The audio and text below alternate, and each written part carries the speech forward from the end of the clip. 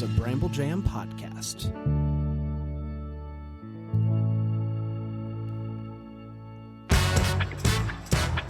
This week on Yo Gavel Gavel, if you get kicked out of your apartment, do you still owe half the rent until the lease is up? Judge Judy wants the whole truth. And if you owe your friend money and you tell your friend to cash you outside, do they need to send you cash outside? Judge Mathis tells you, real people, real cases, fake justice. This is Yo Gavel Gavel. Ha, ha.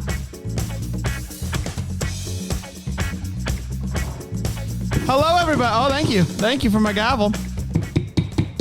Hello, everybody. Welcome to Yo Gavel Gavel. We're here in professional. It is Yo Gavel Gavel. It's officially fall here in the gavel chambers. The gavel chambers. Yeah, we're serious about the chambers, but we're also seasonal. We're serious about the fall. Serious about the fall. What are you going to do? We're simple people. Yours sounds pretty straightforward. Rent half. Yeah, it's kind of just a depressing case, though. I got to be honest. Like, there's not a lot of fun personalities in this one. These are just two people that hate each other and probably aren't great for each other. You hate that. You hate to see it. You hate to see hate. You hate to see hate. That's exactly right. For those of you that are joining us for the first time, welcome. We are so happy to have you. It's a very simple podcast. I watch a show, Judge, and I explain it to my good friend Dan about that case. At the end, Dan has to decide kind of the outcome that he would suspect would happen. And then we go to break and we do the whole thing over again. Just swap. Dan watches. You get it by now. And we hope you love it. Right there in the middle is going to be an ad, though. And if you don't want to hear that ad, the best way to not hear that ad is to go to BrambleJam.com. Sign up for as little as a PSL, and you'll get yourself a one central feed, all the Bramble Jam shows in that feed completely ad-free. And it's pretty much the best thing. A postage stamp liquor. What? It's one postage stamp liquor. It costs less than that? Well, what's a PSL? A postage stamp liquor? No, pumpkin spice latte. Okay, because a postage stamp, those are expensive. Those are Somebody expensive. to lick all your postage stamps? Yeah. Those don't come cheap. No. You can't get one of those for under $5. No, that's a full-time job and benefits. That's right. And bennies. Yeah, so when you say PSL, make sure you know. I'm so sorry, everybody. I'm sorry for those of you out there that assumed that the PSL meant a postage stamp liquor. You're forgiven. Thank you. We got a Judy today. We got a Mathis today. Dan, do you want to kick us off? We can get depressed, and then we can end the show with some upswings. Absolutely. Thank you. Let me introduce you to Megan Sape. Megan Sape. And I want to read this to you because math doesn't work for me in this case. She is suing her ex-boyfriend, Jesse, with which she has 2 children. Was she Jesse's girl? At one point, she was Jesse's girl. Now let me ask you about Jesse. Did he ever get like a first like a real 6-string? That's a different song. Really? Yeah. Summer of '69 got my first real 6-string. Jesse's Girl is not that song. What's the verses of Jesse's Girl? Jesse is a friend. Hey, was Jesse... he's been a real good friend of mine. You nailed it. But what about the 6-string? He's got a girl. I want to make her mine. Yeah. Points probably moot. Either way, Jesse and Megan had a falling out we'll get to in a little bit. Oh, you hate that. Megan is suing Jesse for the remainder of the lease they signed together, the rent, half of that rent he left with a lot of time left on the rent, and, how much is this? For an iPhone. How much? We'll get to the prices later because it's kind of a doozy. Now, Megan has 2 children with Jesse and has 1 child that she had before she was dating Jesse. Now, I'm going to give you the ages of these 3 kids. All right. One of the kids is 6 months old. Great. One of the kids is 18 months old. Great. And one of the kids is 2 years old. Good Lord. And I guess 2 could encompass anything from 24 to 36 months. And so I'm trying to give her the benefit of the doubt. But it's... Nah, man, that is... we get home from the hospital and let's go. Let's go. Because 6 months, 18 months, that's a year. Yeah. And then 2 years is only another 6 months, which means it would have to be at least 2 years and 3 months. Yeah. But those kids, and one of those kids, the oldest of those kids, is not Jesse's kid. Oh. So that's where we are. Okay. And an argument happened in January. Okay. They signed a lease in September. It was a year-long lease. Argument happened in January. They signed it in October. They had to pay through September. Argument happened in January. And in that argument, we don't get the details, but Megan does call the police to come out to settle a dispute. At this point, the police did not arrest anyone. She did not file any charges, but the police said, you need to leave. Jesse left. Do we hear any more about the dispute and what? We don't. What was But going the important thing from Jesse's point of view is that he was asked to leave. He did. He never came back. Okay. And he wants you to understand that. He left. He's upfront about it. There was an argument. There are two sides of that story. We're not going to get into it. But I was asked to leave. I did leave. I did not come back. I did what I was supposed to do. So Megan says after he moved out, he stopped paying for anything. And so she took him to court for child support. Okay. So in January, he leaves. February, she takes him to court for child support. At that time, the court rules a 50-50 split of the kid based upon what Jesse wanted, kids. So Jesse would get the kids 50% of the time, which means he doesn't owe a dime in child support.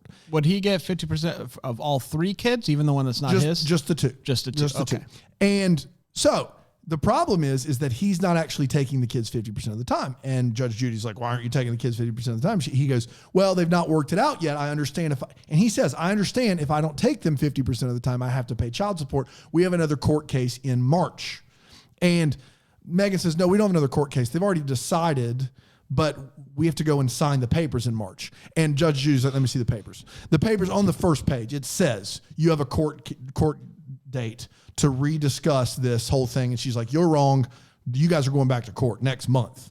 And when you go back to court, they're going to determine how much child support he pays, because if he doesn't have the kids 50% of the time, he's going to be paying you money. So why are we here if he's going to do all of that? Like, why are we here? He's admitting, he's being honest. He's admitting that he's going to do it. Why are we here? She says, well, Your Honor, we signed a lease together. We signed this lease together. He left, and he's not paid a dime of utilities, a dime of rent, and he should be paying it. And she says, why should he pay all of it? She says, I only want half of it. And Judge Judy says, your claim says that you're suing for all of it. And she says, no, I'm only suing for half of it. You need to be more clear. So at this point, Judge Judy says, okay, how much is the rent? How much was the rent? The rent's $700 a month. I'm asking for $350 a month. That's $3,150 that I'm asking for the remaining of the lease. For the remainder of the lease from Jesse to pay. And she goes, okay. And she says, but Your Honor, I'm also asking for a cell phone.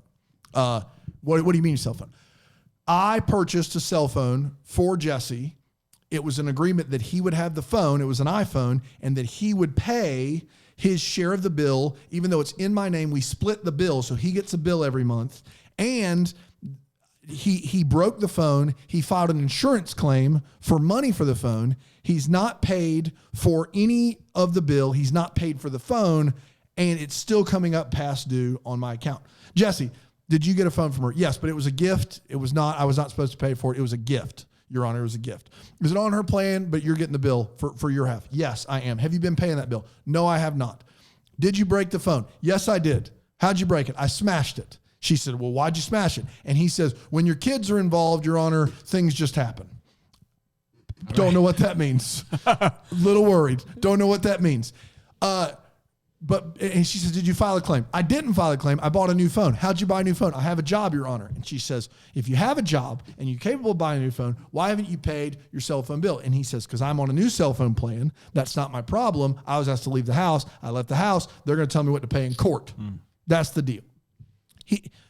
Judge Judy says, how much is the phone? She says, it's $600, but he owes $485 and 22 cents in back pay is what he owes. And then on top of that, I'm suing him for $322, which would deactivate the phone from the account, and I'm no longer under contract with it. So she's asking for. I'm sorry. Is she saying that it's going to cost her to take him the off? Phone off of the account?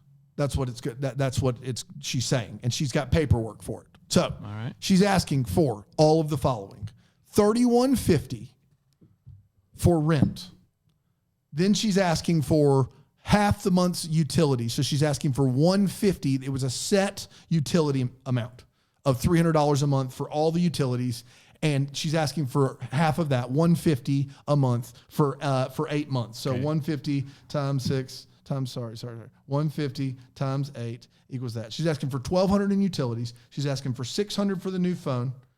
She's asking for $3,150 in rent. Yeah, was that close to $6,000? She's at $49.50, and then she's asking for $485 for the phone bill, and then she's asking for $322 for the deactivation fee. She's asking for $5,757. That's what she's asking for from Judge Judy. Judge is ready to make her ruling.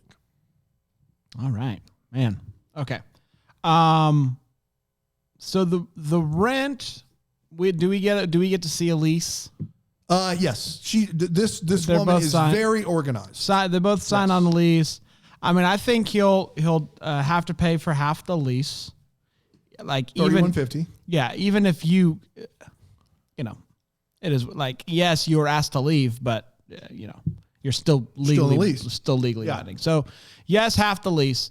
The phone's tricky because at any point in time she could have canceled his line.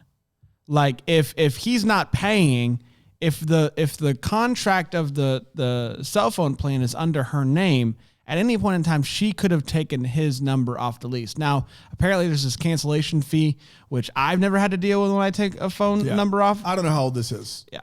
So I don't know what the deal is with that. Because back in the day, you had contracts. It wasn't just pay the phone and pay the... Yes.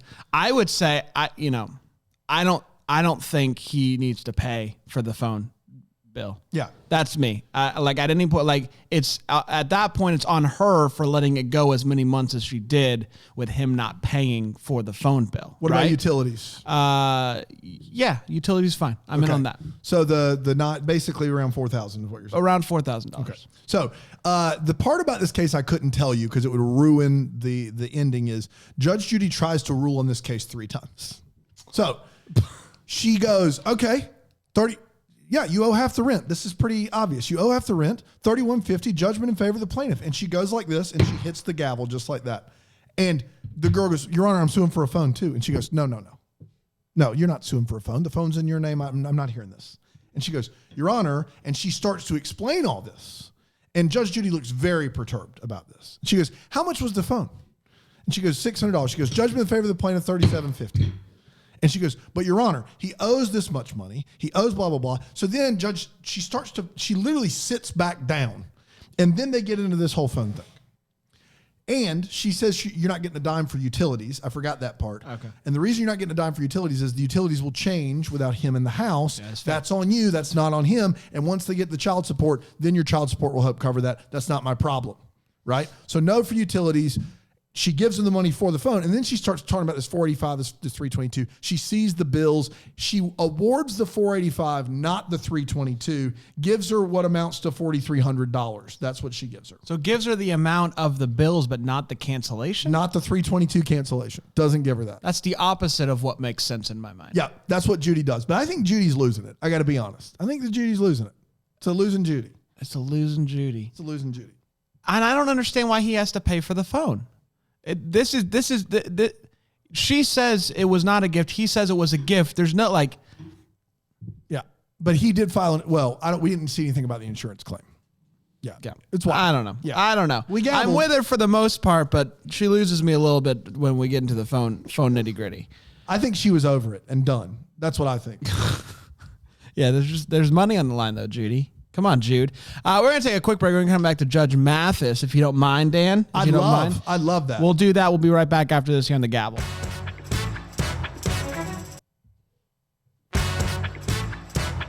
Welcome back, everybody. Welcome back. Hard. Gavel, gavel, gavel. Gavel, gavel. Hey, let's head into Judge Mathis's chambers, if you don't mind. Let's do what? Let's head in there. Piran Mirren. I want to introduce you, Dan, to the plaintiff. Her name is Malika Page. Malika Page. Come on down. And she is suing Olga Perdoma. Olga Perdoma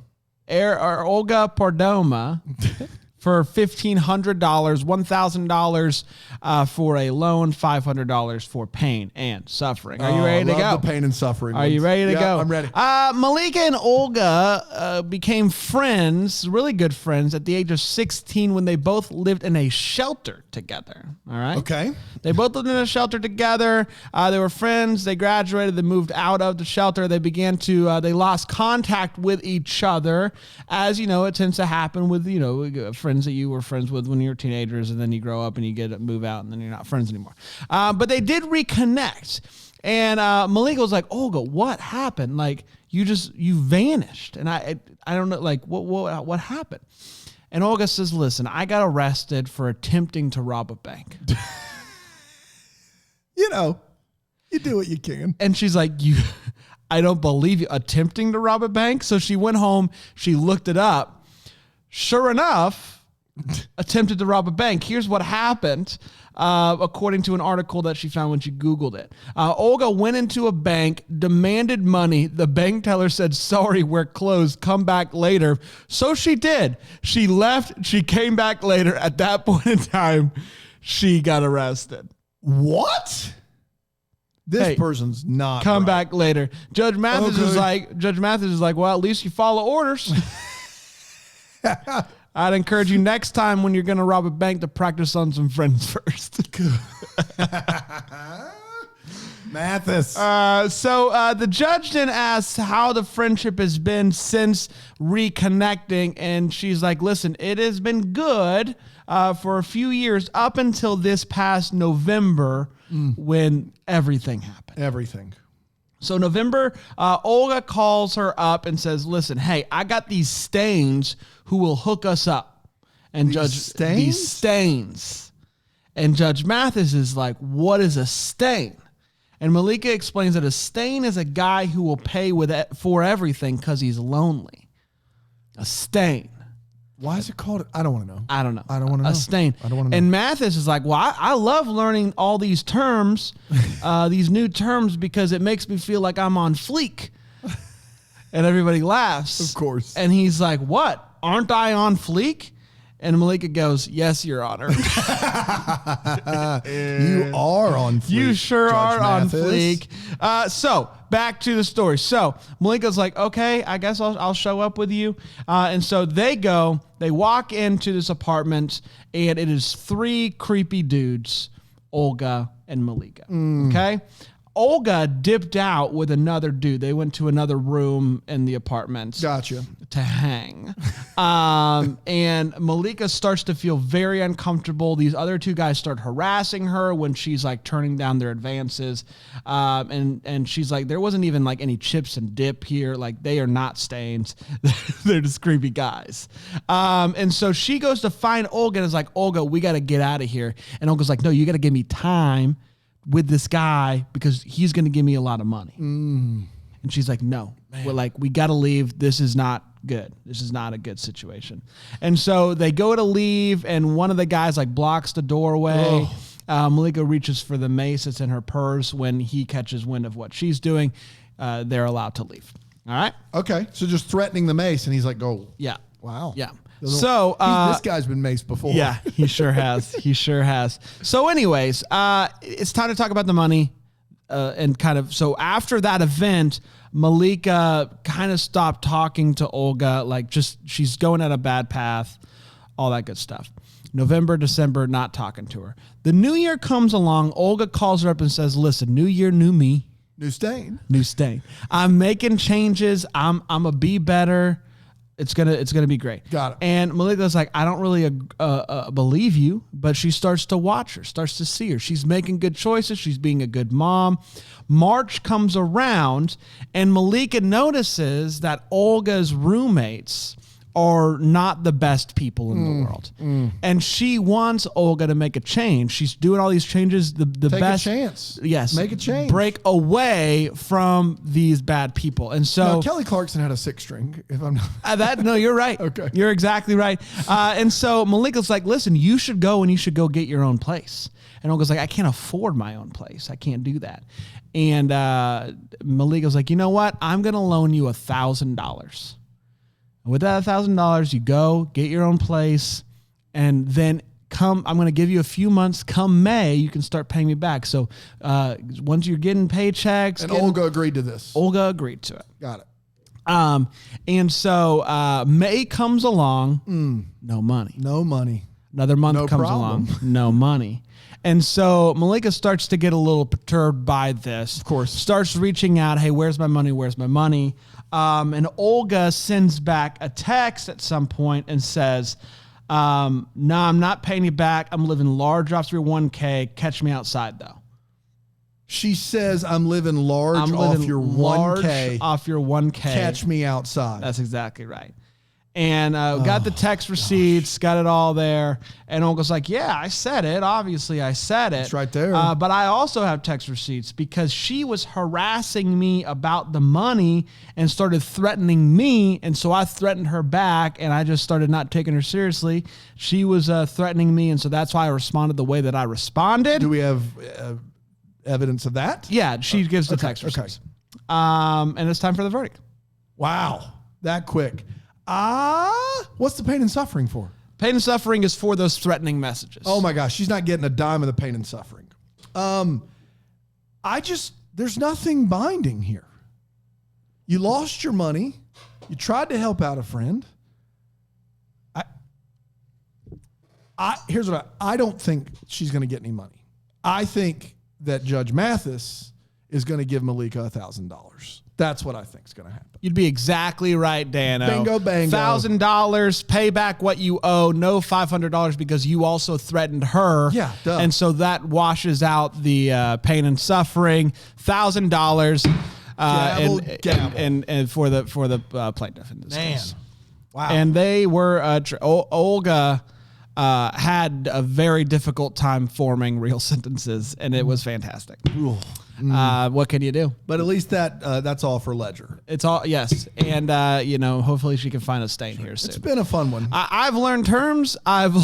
Stains. I've learned that Judy is weird with math. Rick Springfield, Jesse's Girl, Bryan Adams, Summer of 69. It's been a great episode. Songs. It's been a great episode. And it goes to show you that you don't need, a 3-hour Joe Rogan to have a good time. Yeah. All you need is a 20-minute gavel. That's exactly right. Hey, we're going to be back next week. 2 new cases, 1 new episode, 2 friends, and a partridge in a pear tree. Leave us a rating and review, please. Please, won't you? I love ratings and reviews. Yes. Every night before I go to bed, I open up my phone, I go to the Apple Podcast app, I type in Yo Gavel Gavel.